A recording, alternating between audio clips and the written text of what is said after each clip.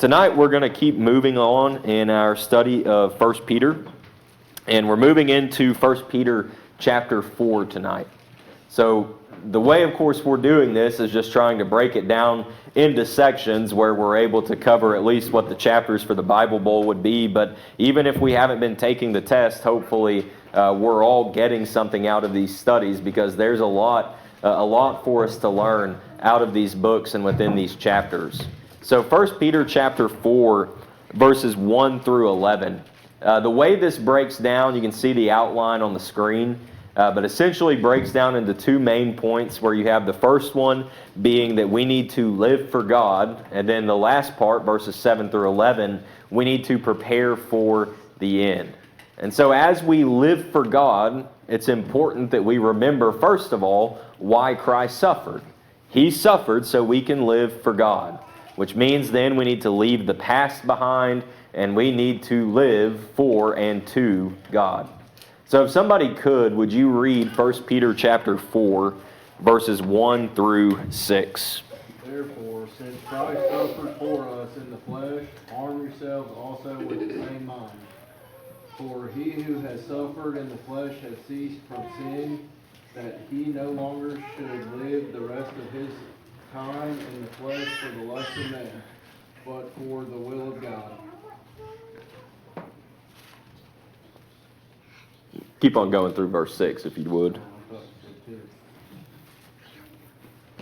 For we have spent enough of our past lifetime in doing the will of the Gentiles, when we walked in lewdness, lust, drunkenness, revelries, drinking parties, and abominable idolatries. In regard to these, they think it strange that you do not run with them in the same flood of dissipation, speaking evil of you. They will give an account to him who is ready to judge the living and the dead. For this reason the gospel was preached also to who are dead, that they might be judged according to men in the flesh, but live according to God in the Spirit. Looking in these verses and thinking back again with the outline of living for God, and you look again in verses 1 and 2 as Andrew read, and we can see very clearly the significance and the importance of why it is that Christ suffered. And so when we think about why Christ suffered, it's also important to think about who it is that he suffered for. Based on those verses right there, for whom did Christ suffer? He suffered for us. Peter's already brought this out in previous chapters, but he's coming back to it again and once more emphasizing not just suffering, but the way that Christ suffered and the fact that he suffered for us. We should never forget that. That whenever it is that we're looking at and reading about all that Jesus did and all that he endured leading up to and even the cross itself, don't forget that he did that for me. He did that for you. Christ suffered for us. And so what should, and even with that, we see within these two verses the importance of having the same mind. So this would be the same mind with which Christ suffered, the way that he was able to endure these things. And if we have the same mind of Christ, even when it comes to suffering and thinking about the result of it, based on what Peter says at the end of verse 1 and into verse 2, what should be the result of having this mind of Christ? First of all, we need to cease from what? Sin. Christ suffered for us so that we don't have to keep on sinning. And he suffered for us so that we can now live for what? The will of God. We can live for the will of God. That we can truly live for God, live for his will, and do the right things. Christ suffered to give us that opportunity to stop sin and to live for God. Then verses 3 through 5, as Andrew read, we see the importance there of leaving the past in the past, not going back to the old way of living. The way Peter refers to this in these verses is he calls it the will of the Gentiles. And how is it that Peter, or what is it that Peter says is the will of the Gentiles? He lists several things here. drinking parties, and abominable adultery. And so all of these things, that's not the totality of the will of the Gentiles, but that does a pretty good job of making a rounded description that's going to kind of fit everything. And even once we get later on in some of the application to these things, I believe there's one way that you can really sum all of those things up in the way of living. But that's the will of the Gentiles. And so if we have committed ourselves to Christ Jesus, we're not going to live that way anymore. But those who continue to live that way and follow the will of the Gentiles, how does Peter say they're going to view us? Verse 4. I think it's crazy we don't do that anymore. They're going to think it's strange, which means they're going to think that we are strange. And in thinking that we are strange, they're also going to talk about us a certain way. How are they going to speak of us? Evil. They're not going to be favorable toward us. They might be, friendly and all smiles to the face, but then as soon as we leave, they're going to be talking evil about us. They're going to be saying, I can't believe that they would change these things. They had so much more fun when they just did what we do. I can't believe it. Why are they living that way? Why would they do that? Well, they think it's strange because they don't understand why the change has been made. And they will speak evil of you. And then concerning those who are doing these things, that think it's strange, that speak evil of you, Peter says they're going to have to do something in verse 5. What are they eventually going to have to do? Give an account. And that account is going to come in the day of judgment. Peter's starting to kind of move towards some of that thought of the end, especially once we get to verse 7. But even right here, he's starting to go that direction by bringing up judgment. They'll have to give account to him who is ready to judge the living and the dead. God is ready to judge, and they're going to have to answer for what they have done. And so then let's move on and go to this next section in verses 7 through 11. Have somebody read verses 7 through 11 where we see Peter showing the necessity of preparing for the end. But the end of all things is at hand. Therefore be serious and watchful in your prayers. And above all things have fervent love for one another. For love will cover a multitude of sins. Be hospitable to one another without grumbling. As each one has received a gift, minister it to one another as good stewards of the manifold grace of God. If anyone speaks, let him speak as the oracles of God. If anyone ministers, let him do it as with the ability which God supplies, that in all things God may be glorified through Jesus Christ, to whom belong the glory and the dominion forever and ever. Amen. In these verses, Peter gives several things that need to be done as we prepare for the end. Looking in verses 7 through 11, what all does Peter say needs to be done if we're going to prepare for the end? Be serious and watchful in our prayers. So verse 7, be serious and be watchful in prayers. What else? Fervent love for one another. We need to have fervent love for one another. And what else does he go on to say needs to be done? Hospitable. Be hospitable, but how should we be hospitable? Without grumbling. Sometimes the problem is not so much being hospitable as much as it is being hospitable without grumbling about it. Peter gets to the heart and why we do what we do. And then there's something else that he says needs to be done to prepare for the end. Be good stewards of the manifold grace of God. And how is it that we be good stewards of the manifold grace of God? What do we need to be doing? Ministering to one another. Ministering to one another. And so using the gift or the gifts that God has given to us to help and to serve one another. And that's how we be the good steward of the manifold grace of God. Within these verses, I think an important thing to note is in verse 8, when Peter says we should have fervent love for one another. What's the reason that he says we should have this fervent love for one another? Because love covers a multitude of sins. Dina? I just have a quick question. What does that mean, watchful in your prayers? It's very much don't lose sight of what it is you're trying to accomplish. Don't lose focus of what's coming. I think some of it also is going to have some connection to what you get in chapter 5 when he talks about the devil. He's a roaring lion seeking whom he may devour. And of course, as much as Peter's talked about suffering and persecution and the trials of life, basically don't forget. I'm trying to think how to say it.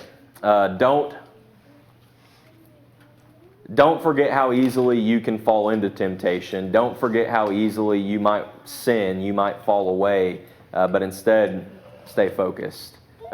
Think as well about kind of Jesus in the garden to the disciples of the spirit is willing but the flesh is weak. And so he's encouraging them to be watchful in prayer even in that moment. And so I hope maybe that answers. Yeah, it's not to be watchful, that makes sense, but in prayer is kind of nothing. Yeah. This time. Love will cover a multitude of sins. That's in quotation marks. So is that he's repeating a scripture they maybe should already know since this is a letter that's written to them? I see that references, Proverbs 10:12, and then 1 Corinthians and James. So I don't know, I just don't know the answer that was in quotation marks. So maybe they should recognize that? Or? Yeah, so that's going to go back to Old Testament, like you say there, out of the Proverbs. And if you think about what it is, because sometimes maybe we come across that and we think, well, what's he saying there? Love will cover a multitude of sins. Is that my sins? Is that someone else's sins? What exactly is it?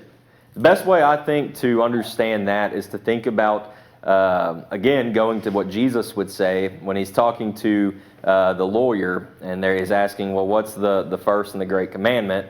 Love the Lord your God, all your heart, soul, strength, and mind. What's the second? Love your neighbor as yourself. So the entirety of the law is summed up in love. Love God, love neighbor. If I love God and if I love my neighbor, how many problems is that going to save me from? It's going to save me from a lot of problems, right? If I love God, then I'm going to want to follow him and do what's right by him. If I love my neighbor, I'm going to want to do what's right by my neighbor, what's best for my neighbor. Which means if in everything I love God, put him first, and then also I'm thinking about others ahead of myself and loving them as I should, because the fervent love here is the agape love, the sacrificial love. And so when he says to have this fervent love, it is basically do every single thing that you can to make sacrifices for each other. When you're doing this, that type of love will cover a multitude of sins. That if you love God, you love your neighbor, you're going to be keeping yourself from falling into a lot of temptation that way. That's just kind of maybe simplistic, but that's the way, at least in my mind, that I understand what he's trying to say there.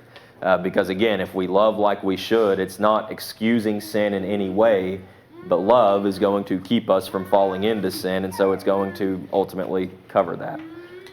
Johnny? I was going to say, we can take an example from David. He asked for forgiveness for sins that he knew he had committed. But we need to be praying. We need to be watchful that we're not praying all the time for what we want at the expense of praying for what we need. And as far as the love goes, there's an old quartet song that says, if you don't love your neighbor, you don't love God. Yeah. Because God is love. We see that. Well, it seems like over in 1 John that John says something very similar. If we do not love our brother whom we have seen, how can we love God whom we have not seen? And so love is the key to living a faithful life. And then lastly, probably one of the verses that I would imagine will be in the test, maybe is one of the fill in the blanks, is going to be verse 11. And so y'all fill in the blanks as we go. If anyone speaks, let him speak as the oracles of God. That just means as a mouthpiece. If we're going to speak the words of God. So if anyone speaks, let him speak as the oracles of God.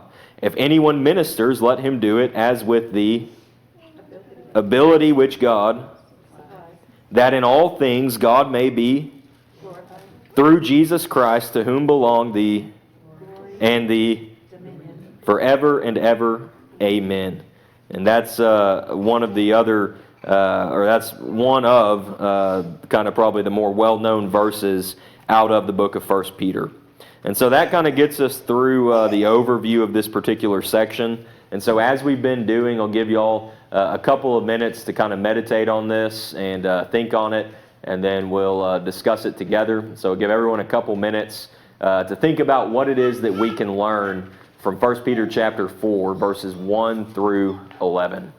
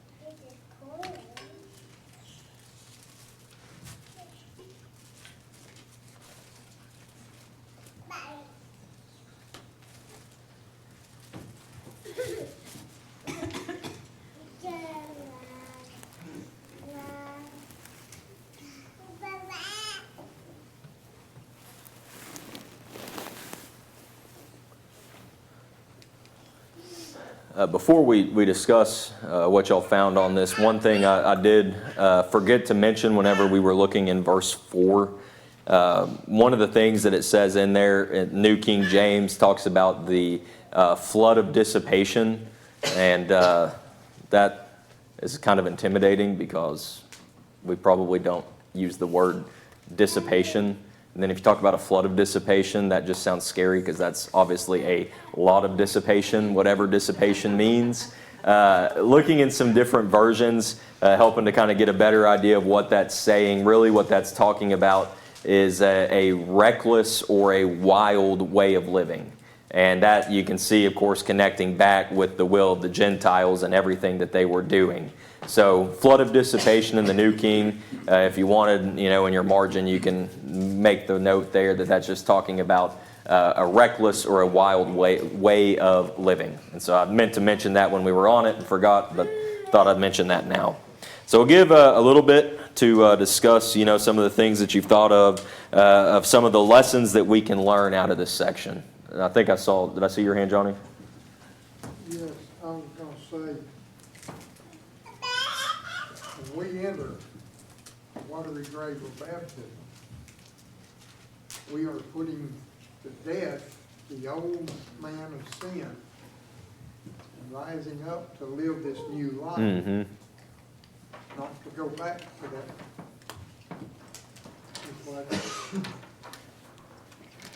if you have ever had a close encounter with a skunk, you almost have to bury those clothes to get rid of the stench. Mm-hmm. What happens if you go back and dig them up and put them on again? be the same stinking person you were. We had some skunks get under the house one time, and they smelled up one end of the house, and I kind of thought about lighting it on fire to get rid of it. But no, to your point, like you say, when we obey the gospel and are baptized, we're putting that old way to death. And to your example with the skunk, you don't need to go back to it. You know, it's going to get you right back in the same situation you were in the first place. And that's, very much what Peter's talking about in those first couple verses of the chapter is remember who you are now and the new way of life that you have. Don't go back to that old way that you've wasted enough time in. So good thought. Miss Candy? It is hard when you talk about verse number 4, old past friends that you have when you did live in the world. And I would think the majority of Christians have at some point. I know a lot of people just kind of have when they're involved in the church, they don't have as much of a rebellious background, but I would think the majority would.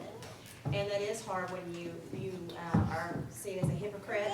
It was okay for you to do it until now you can't. You say, yeah, nobody can do it now that you don't want to do it anymore. Mm-hmm. And so, but then he goes on to say, they, for this reason, they are given the gospel too. Everybody's going to give an account themselves. And so that is something hard to kind of deal with past friends. Yeah. They look at you hypocritically now that you're too good for them now, and you think they're better than them because you don't do these things anymore. And you're condemning them and being judgy, and it was okay when you wanted to do it, but now that you can't do it, nobody can do it. Well, and we want to think the best in it too, and try to be positive. And so we'll think, well, they'll understand, and then they'll learn, and they'll be able to see it, and they'll obey it as well. But that unfortunately doesn't always happen. And when it doesn't, like you say, they start to see us as being hypocritical. They try and speak evil of us, but we think about it, and they were our friends, and that hurts. And back to your lesson this morning, it's still worth staying. It's worth losing those friends if they won't convert and come with you. It's just worth staying, and that's just something if you are a Christian, especially a new Christian that struggles with that, and your friends are not going to be interested, it's best if they're just not your friends anymore. You always have the door open and hope and pray for them, but you cannot continue to fellowship with them for the fear of you being too weak to be pulled back in if they're not going to let you pull them out. Well, and thinking about even where Peter goes in verses 5 and 6 with judgment, whose judgment are we more afraid of or more concerned with? The judgment of our friends or the judgment of God? Because no matter what, we're all going to have to give an account. And God stands ready to judge whether we are living or dead, whether we are spiritually where we need to be or not. God's ready to judge, and so we've got to be ready for it as well. So that's a very good point to make through that. What else do we have? Jared? Verses 1 and 2. Christ suffered physically so that we would live spiritually. Yeah. Christ suffered physically so we can live spiritually. If we could just, every time a temptation pops up, if we could see Jesus on the cross, do you think that might change the way that we respond to the temptation? If every time the temptation pops up, we could see Jesus bound around the scourging post and them taking the whips and scourging him over and over and over and over and over and over again. And even when we turn away because we don't want to see it anymore, they keep doing it. If we could see Jesus suffering, do you think that might change the way we respond to the temptations that come in life? It would help us be able to put it in perspective. To remember that Jesus suffered so that I can now have this opportunity to live a new life. So that I don't have to worry about sin and I don't have to worry about the judgment that is to come, but now I can actually prepare and make myself ready for that day. All because he suffered physically so that we can live spiritually. Johnny, and then we'll move into some of the points that I had gotten. Just going to say to his point there, I'm reminded of the song Battle Hymn of the Republic. One of the verses says, Christ, in the beauty of the lilies, Christ was born across the sea. And the glory in his bosom that transfigures you and me. As he died to make me whole, let us live to make men free. Yeah. To remember what it is that makes it possible. Because if he didn't, then we don't have the chance. We don't have the opportunity. And so absolutely we have to remember what he suffered. And that's right where I started with some of the lessons that I pulled from this section. Is right there, very similar to what we were just talking about. Christ suffered for me to live for God, not for sin. He didn't suffer so that I can just do whatever I want to do. He suffered so that I can live to and for the will of God. And that's a lesson that we need to always keep in mind. Another thing that we can see from these two verses is that if I want to conquer sin, I need to have the mind of Christ. Looking in those two verses once more, we see that right after Peter says, "Therefore, since Christ suffered for us in the flesh," he tells us to arm ourselves with the same mind. A lot of times when we talk about the mind of Christ and putting on the mind of Christ, usually we probably think about Philippians chapter 2, where the mind of Christ is a servant's mind to put others first. And that certainly is the mind of Christ. But right here in 1 Peter chapter 4, it's talking about the mind that Christ had to endure the suffering that he did so that we can now live for God. If I have the mind of Christ through suffering or through temptation, I'm going to be able to conquer the temptation. I'm going to be able to conquer sin. The only way I can do that is if I have and I develop the mind of Christ. Another lesson, and this one comes from verse 3. Selfish pleasures are a waste of time.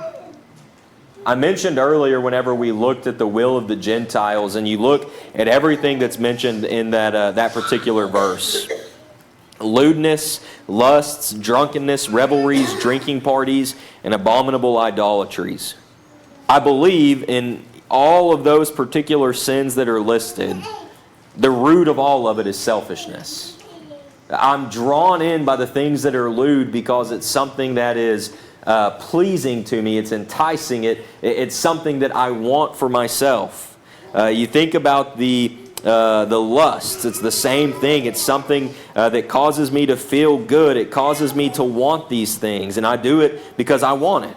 Drunkenness, perhaps it's an escape for me. Perhaps it's something that I'm doing so I can maybe think that it's going to help me feel something. Whatever it is, you do it perhaps for self.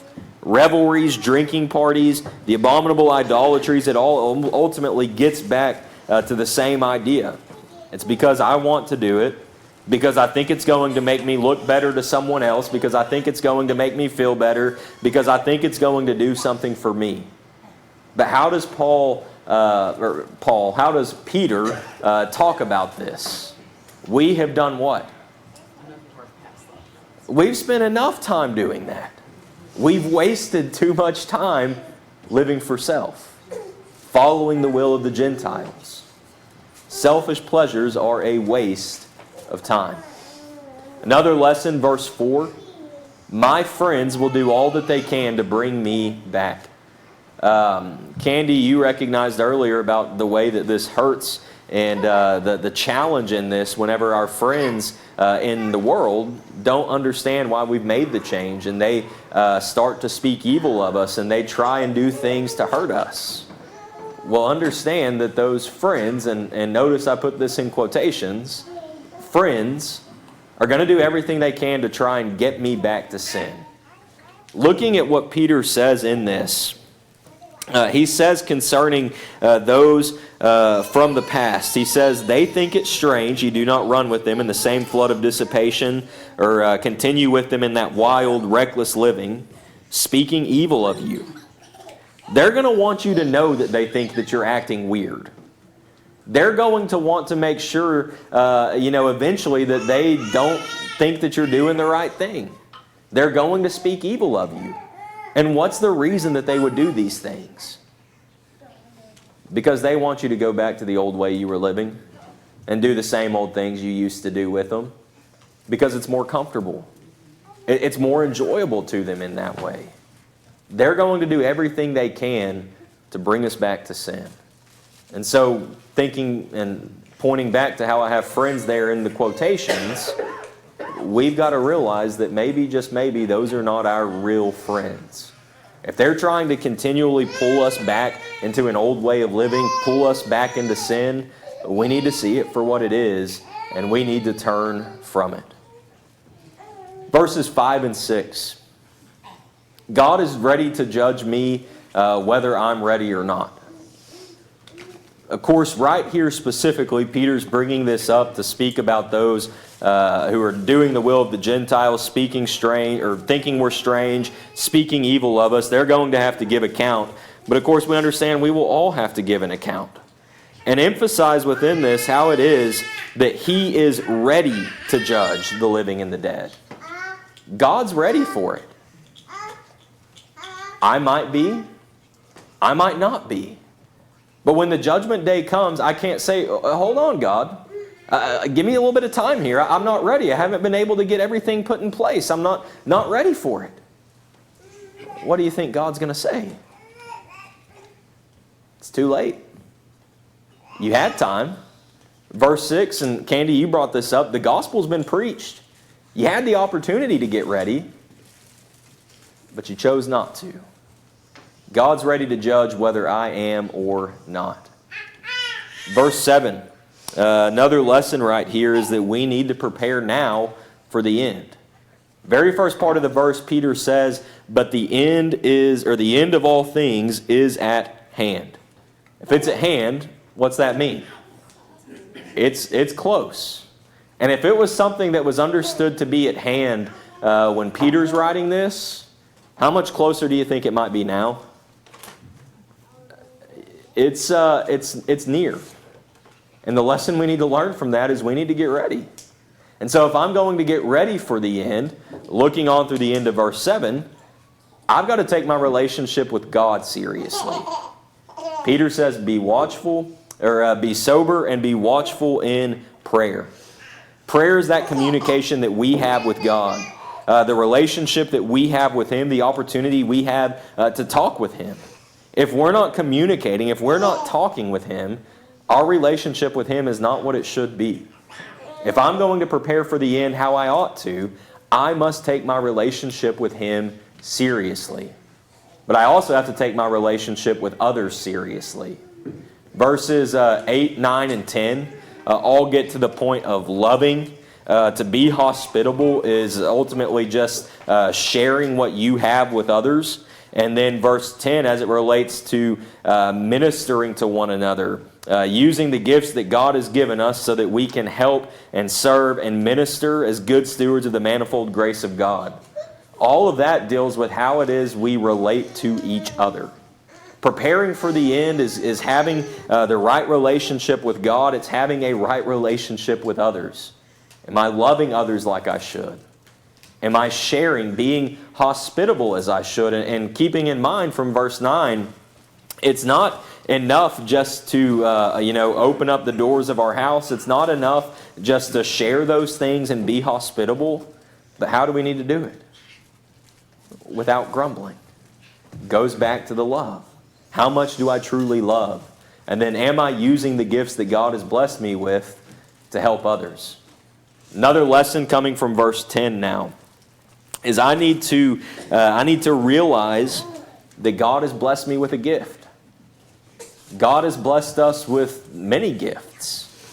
Not talking about anything of a miraculous sense in this, because Peter's not talking miraculous in this.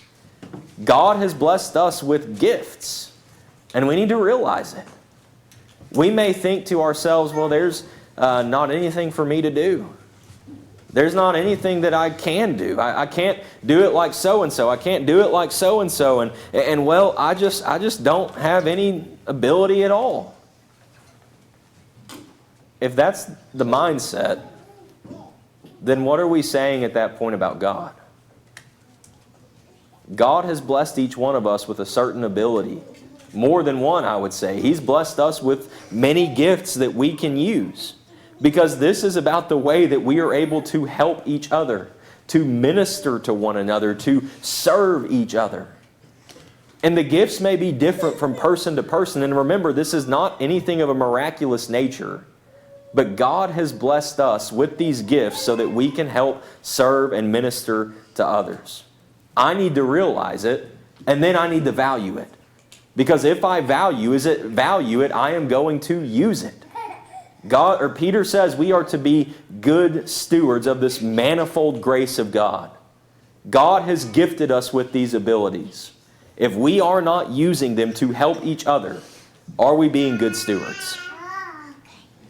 No. If we don't use the abilities that God has given us to serve Him and to serve others, what we're saying is we don't value what God has blessed us to be able to do. We're not using it, and we're not being the stewards that we need to be. And so in whatever it is that God has blessed us with the ability to do, verse 11, I need to do it for the glory of God. Peter just gives the specific example in verse 11 about if anyone speaks, if that's the gift, use it. If you minister, do it with the ability that God supplies. But what's the end, no matter the gift, no matter the ability that God's given? What's the end goal of all those things? That God may be glorified through Jesus Christ, who deserves the glory, or receives the glory and the dominion forever and ever. Amen. Whatever it is that God has blessed us with, we need to use it. Because if we're not using it, if we're not serving others as God would have us to, if we're not serving Him as He would have us to, then we're not bringing Him the glory that He would have us to. Sometimes maybe we don't realize what that particular gift is. We may not see it in ourselves, but it might be what others see in us and what others recognize in us, and the capability that we have to excel in certain areas. And sometimes we need that push. Maybe it's the case that we don't realize that there is a way that we can serve and that we can be a benefit in the kingdom. That perhaps we realize, well, I'm good in this particular area, but how can I actually use that to minister, to serve others, and to serve God? Well, the best way to figure out is to ask.